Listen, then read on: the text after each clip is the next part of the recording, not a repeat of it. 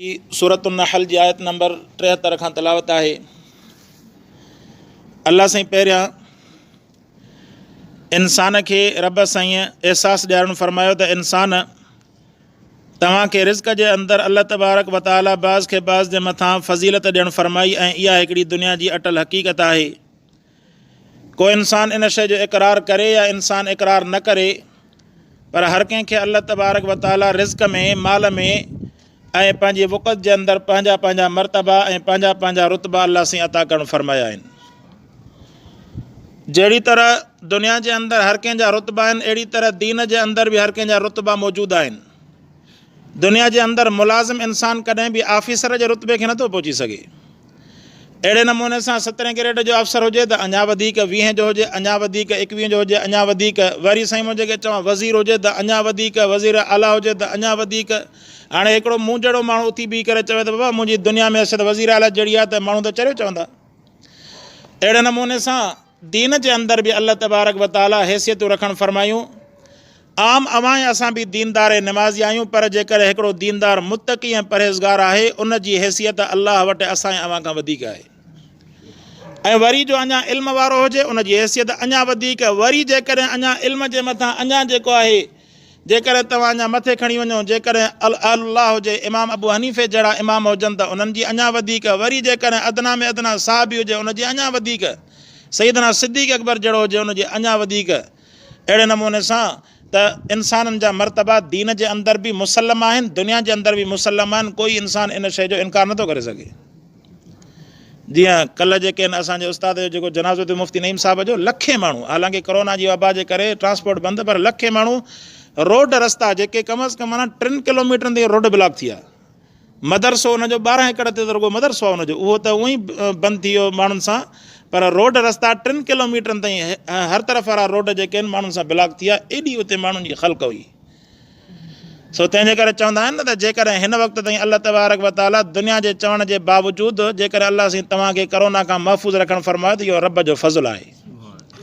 वरन केतिरा ई जेके आहिनि पंहिंजो वीचारो बूथाड़ा बि ॿधियूं हलंदा वतन था, ऐं हथ ते इहे जेके आहिनि इहे गिलव्स बि पायूं वतन था हलंदा, ऐं सैनिटाइज़र सां इहे पंहिंजा हथ बि धोई धोई धोई थकिजी था पवनि, पर हुनजे बावजूदि बि वरी बि वीचारा शिकार था थियनि। एहतियात करणु घुरिजे, एहतियात खां इनकार न आहे। गर्ज़ त हाणे अल्लाह पाक हुनखे रुतबो था फरमाए। हाणे मूं जहिड़ो मुला जो उथी बीह करे चवे त बाबा असांजो बि जनाज़ो अहिड़ो थिए, त इहा शइ त नामुमकिन आहे। इहा हिकिड़ी दुनिया जी अटल हक़ीक़त आहे। त अहिड़े नमूने सां अल्लाह तबारक व तआला जी ज़ात ख़ालिक़ हुजण जे अंदरि अटल हक़ीक़त आहे। काइनात जा जेके बि इंसान गॾायो, चाहे नबी वली हुजनि, पर अल्लाह तबारक व तआला जी ख़ालिक़ियत वारी सिफ़त जे अंदरि शरीक नथा थी सघनि। अल्लाह पाक इन जे लाइ क़ुर में फरमाई त फला तज़रिबू लिल्लाहिल अमसाल। दुनिया जे अंदरि मुशरिक माण्हू उथी बीह करे मिसाल ॾींदा आहिनि। साईं तूं DC वटि वेंदे या तूं कंहिं अफ़सर वटि वेंदे, उहो तुंहिंजी ॻाल्हि न ॿुधंदो, तूं हुनजी सिफ़ारिश ॻोल्हींदे। अबा मुंहिंजी हुन फ़लाणे SH वटि सिफ़ारिश कर, मुंहिंजी जेका FIR नथो लिखे, मुंहिंजी NC नथो कटे, फ़लाणे वटि तूं सिफ़ारिश कर, IG वटि DIG वटि। रब फरमाए त फला तज़रिबू लिल्लाहिल अमसाल। तंहिंजे करे माण्हू जेके आहिनि बहाना बनाईंदा आहिनि, त वञी करे क़बरुनि वारनि वटि चवंदा आहिनि त असां त गुनाहगार बाना आहियूं, पर जेकॾहिं अल्लाह तबारक व तआला खे राज़ी करण जे लाइ रब जे प्यारनि ॿारनि वटि वञी करे उन्हनि खां सिफ़ारिश करायूं त उन में छा हर्ज आहे। मुंहिंजा दोस्त ॻाल्हि इहा आहे त इनक मैयतुनि, इहे मुर्दा आहिनि। जेके मुर्दा क़बर जे अंदरि पिया आहिनि, त उन जे लाइ रब फरमायो त इहे तव्हांजे नफ़े नुक़सान जा मालिक ई न आहिनि, तव्हांजी ॻाल्हि ॿुधनि ई नथा। जॾहिं क़ुर हिकिड़ो क़ानून ॿुधायो त उनजे बरअक्स इंसान पंहिंजो अक़ीदो ठाहे करे इहो कीअं थो चई सघे त बाबा मुंहिंजी त रब त वॾी शइ आहे, मुंहिंजी इहो न ॿुधंदो। तंहिंजे करे मां हिन फ़लाणे साईं वटि, बुज़ुर्ग वटि, या हज़रत अली साईं वटि, या रसूल सल्लल्लाहु अलैहि वसल्लम जन वटि दरख़्वास्त खणी थो वञा, उहो अलाह जी ज़ात वटि वञी करे खणी वञे। त इन शिरक खे अलाह जे क़ुर बिल्कुलु रद्द करणु फरमायो। मर्तबा आहिनि, मर्तबनि जे अंदरि को शक न आहे। जीअं जेकॾहिं नूर ऐं बशर जो मसइलो ईंदो, जेकॾहिं असां अहले सुन्नत वल जमात जो अक़ीदो बयानु कंदासीं त रसूलुल्लाह सल्लल्लाहु अलैहि वसल्लम जी जिन्स जेका आहे उहो इंसान आहे, त माण्हू उथी बीह करे चवंदा ॾिठो हिनखे पाण जहिड़ो साबित कयूं। बाबा मूं में ऐं हिकिड़े वज़ीर आला जे अंदरि या हिकिड़े दीनी एतबार सां साहबी जे अंदरि ज़मीन आसमान जो फ़र्क़ु आहे, पर हिन जो मतिलबु इहो थोरी आहे त साहबी जेको आहे इंसानियत वारी जिन्स खां ई ख़तमु थी वियो। अहिड़ी तरह असांजे अवां त जेके आहिनि नबीअ जे क़दमनि खे लॻल मिटीअ जे शान खे बि नथा पहुची सघूं। उन्हनि जो शान आला ई आला आहे। पर यादि रखो जहिड़ी तरह असांजो शान उन्हनि खे नथो पहुची सघे, अहिड़ी तरह नबीअ जो जेका ख़िलक़त जे अंदरि जेका सिफ़त आहे अलाह जी ज़ात जी, नबी कॾहिं बि अलाह जी ज़ात सां शिरकत जे अंदरि कॾहिं बि नथो पहुची सघे। ऐं हुनजो क़ुर बयानु फरमायो, कुल ला अमलिकु लिनफ्सी नफ़अन वला ज़र्रन इल्ला मा शा अल्लाह। ऐं हिते फरमाईंदा वयअबुदून मिन दूनिल्लाहि मा ला यमलिकु लहुम रिज़्क़ा। फरमाईंदा जेके माण्हू अल्लाह खां सवाइ जी इबादत कनि था, मा ला यमलिकु लहुम रिज़्क़ा, फरमाईंदा इहे इन्हनि जे लाइ कंहिं बि शइ जा मालिक न आहिनि, न रिज़्क़ जा मालिक आहिनि। मिन समावाति वल अर्ज़, क़ुर फरमाए ज़मीन आसमान में जेके शयूं, के माण्हू सिज खे था पंहिंजो महबूद बनाइनि, के माण्हू चंड खे पंहिंजो महबूद था बनाइनि, के सितारनि खे पंहिंजो महबूद था बनाइनि, के झंडनि खे, के काठियुनि खे, के कहिड़ियुनि शयुनि खे, के कहिड़े शयुनि खे। जेकॾहिं उन्हनि खे चइबो त बाबा इहा शइ त पाण मख़लूक आहे, इहा मख़लूक त पाण जेके आहिनि बग़ैर रसनि जे पाण बीहण ते क़ादिर न आहे, त तुंहिंजी मदद कीअं थो करे, त पोइ वाणी ऐं तुंहिंजे अंदरि फ़र्क़ु कहिड़ो थियो। अल्लाह तबारक व तआला जीअं चइबो न त बाबा तव्हां जेको हिन बुत खे ठाहे करे बीहारियो था या हिन लकड़े खे रसनि सां ॿधी बीहारियो था, पोइ उनखे पूॼो था, त चवंदा त तव्हां बि त अलाह जा घर मस्जिद पाण था ठाहियो न। असां मस्जिद जी इबादत थोरी कंदा आहियूं, मस्जिद जे अंदरि अची करे इबादत पोइ बि अलाह जी ज़ात जी कंदा आहियूं। ही मस्जिद ठाहिणु इन जो अल्लाह तबारक व तआला हुकुम करणु फरमायो, ऐं इहा हिकिड़ी अलाह खे ॿाॾाइण जी जॻह आहे, न के इबादत वारी शइ आहे, पाण मक़सूद बिज़ात न आहे। मस्जिद जी कोई इबादत कंदो आहे, जंहिं चयो आहे तव्हांखे मस्जिद अची करे सजदा कयो, बल्कि मस्जिद जे अंदरि अची करे अलाह जी ज़ात जी इबादत कबी आहे। सो अहिड़े नमूने सां जेकॾहिं के अलाह जे प्यारे बाने वटि वञी करे माण्हू उनखे चवे त साईं तूं अलाह जो प्यारो बानो आहे, तुंहिंजी रब साईं वधीक ॿुधंदो, हाणे मुंहिंजे हक़ में हथड़ा खणी करे दुआ घुर त अलाह पाक मुंहिंजो ई मसइलो हल करे, त हुन में को हर्ज ई कोन्हे। इहा जेका आहे सिफ़ारिश इहा क़ाबिल क़बूल आहे, पर गुनाहगार जी दुआ अल्लाह तबारक व तआला ॿुधणु फरमाईंदो आहे। रब आसान अंदाज़ में क़ुर फरमायो, इदा सअलका इबादी अन्नी फइन्नी क़रीब, फरमाईंदा जॾहिं तोखां मुंहिंजा बना पुछंदा साईं तूं किथे आहीं, चवंदा मां वेझो आहियां। अम्मन युजीबुल मुज़तर इदा दआहु, फरमाईंदा जॾहिं बि मुसीबत में फाथल बानो जॾहिं मां अलाह खे सॾींदो आहे, वयक्शिफु सूअ, फरमाईंदा उन जी परेशानी खे परे करण वारी ज़ात अलाह जी, ऐं उन जी बीमारी खे बीमारी खे शिफ़ा ॾियण वारी ऐं मुसीबत खे खोलण वारी ज़ात बि अलाह जी आहे। फरमाईंदा अलाह खां ॿियो को आहे। सो क़ुर जेको आहे इन अंदाज़ खे बयानु फरमायो।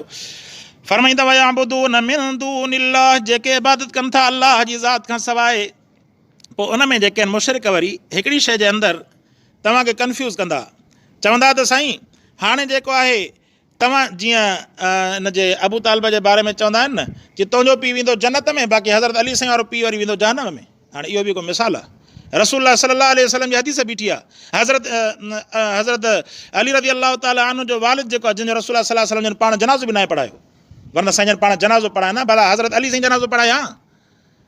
त उन में जेके आहिनि अहिड़े क़िस्म जा मिसाल ॾेई करे, इमोशनल मिसाल ॾेई करे माण्हुनि खे ब्लैकमेल कंदा वतन कि तो वारो पीउ जन्नत में वेंदो, बाक़ी हज़रत अली साईं वारो जहन्नम में वेंदो। बाबा अलाह साईं माफ़ु करे, ख़ुदा न ख़ास्ता कंहिं बि मुस्लमान जो पीउ जे करे काफ़िर हूंदो जहन्नम में वेंदो, इहो मुस्लमान जो अक़ीदो आहे। इब्राहिम अलैहिस्सलाम जो मिसाल अलाह जो क़ुर न बयानु फरमायो त आज़र जेको आहे इब्राहिम अलैहिस्सलाम नबी हुयो, उनजो अबु हुयो, पर काफ़िर हुजण जे करे रब फरमायो जहन्नम में छॾींदोमांसि।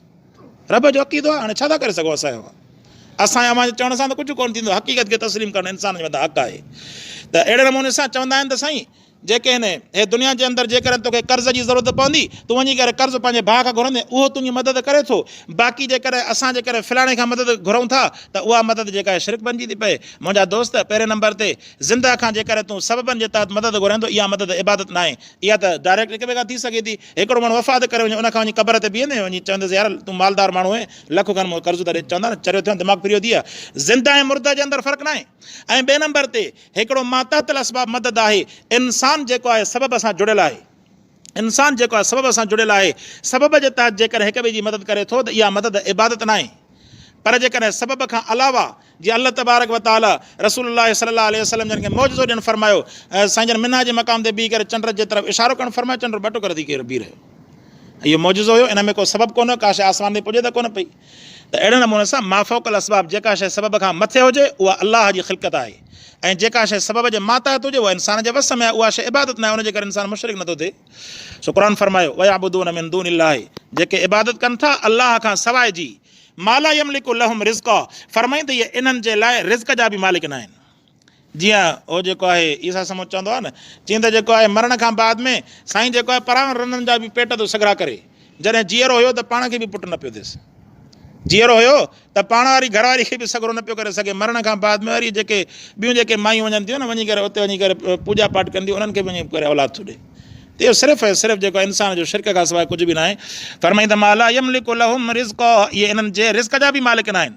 मिन समावाति वल अर्दि, रब फरमायो त आसमाननि ऐं ज़मीननि में जिन शयुनि खे बि पुकारनि था शैअन, इहे इन्हनि जे लाइ रिज़्क़ जा ज़रे बराबरि बि मालिक न आहिनि।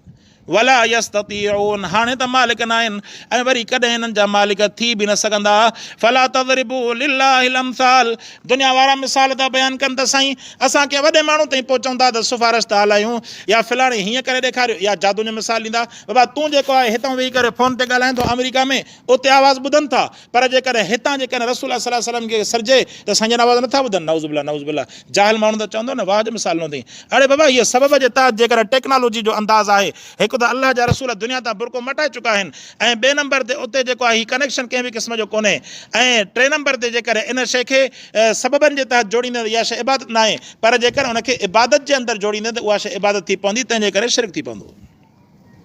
फरमाईंदा फला तज़रिबू लिल्लाहिल अमसाल, अल्लाह जे लाइ इहे मिसाल न बयानु कंदा कयो, रब मिसालनि खां मथे आहे। इन्नल्लाह यअलमु व अंतुम ला तअलमून, जे हदीस पाक में अचे थो रसूलुल्लाह सल्लल्लाहु अलैहि वसल्लम जन वटि अची करे काफ़िर सवाल कंदा हुआ, अहिड़े क़िस्म जो इंतिशार फैलाईंदा हुआ त साईं तोखे कंहिं पैदा कयो, मूंखे जेको आहे मूंखे मां पंहिंजे अबे जे ज़रिए सां पैदा थियुमि, हिकिड़ा सबब थिया, उनखे ईअं ज़रियनि सां मिलाईंदे वञी करे हज़रत आदम अलैहिस्सलाम ते सबब मिलिया। आदम अलैहिस्सलाम खे कंहिं पैदा कयो, अल्लाह जी ज़ात पैदा कयो। सवाल पैदा थिए थो अल्लाह खे कंहिं पैदा कयो, अल्लाह फरमाए फला तज़रिबू लिल्लाहिल अमसाल, अल्लाह जे लाइ मिसाल बयानु कंदा ई न कयो। तव्हांजो अकुल इन शइ खे सम्झण खईं आरी आहे जो तव्हां हिन वक़्त में तव्हां वेठा आहियो, कहिड़ा बि अकुलमंद आहियो, दुनिया जे माण्हुनि एटम बम ठाहियो, तव्हां सम्झी सघो था एटम बम छा हूंदो आहे। हे दुनिया जे अंदरि अलाए केतिरियूं तरक़ियाती जेके आहिनि कम थी विया, जॾहिं दुनिया जे मातातल असबाब सबब जे तहत जेके इंसान शयूं ठाहियूं आहिनि, उन्हनि खे नथा तव्हां सम्झी सघो त रब जी ख़िलक़त खे इंसान कीअं थो सम्झी सघे। ऐं ॿियो त अल्लाह क़ुर में झलियो बि, फरमाए फला तज़रिबू लिल्लाहिल अमसाल, ईमान चइबो ई उनखे आहे जिते रब झलियो इंसान रुकिजी वञे, पंहिंजो अकुल न हलाए। अकुल हलाईंदो त पोइ दायरो थी पवंदो। फरमाए फला तज़रिबू लिल्लाहिल अमसाल, जीअं अल्लाह चयो चवणु वठो, रब जा मिसाल बयानु न कयो। इन्नल्लाह यअलमु, अल्लाह खे इल्मु आहे साईं उहो कीअं थियो कीअं आहे, अवल बि आख़िर इंतहा बि आख़िर, असां ऐं अवां फ़ानी आहियूं, रब हमेशह बाक़ी बाक़ी आहे। फरमाईंदा इन्नल्लाह यअलमु, अल्लाह ॼाणे थो, व अंतुम ला तअलमून, तव्हांखे इन्हनि शयुनि जो इल्मु ई न आहे, तव्हांखे चवणु वठणो आहे सिर्फ़ु अल्लाह जी ज़ात जो। अल्लाह पाक खां दुआ आहे अल्लाह से अमल करण जी तौफ़ीक़ अता फरमाए। व आख़िर दावाना अनिल हम्दुलिल्लाहि रब्बिल आलमीन।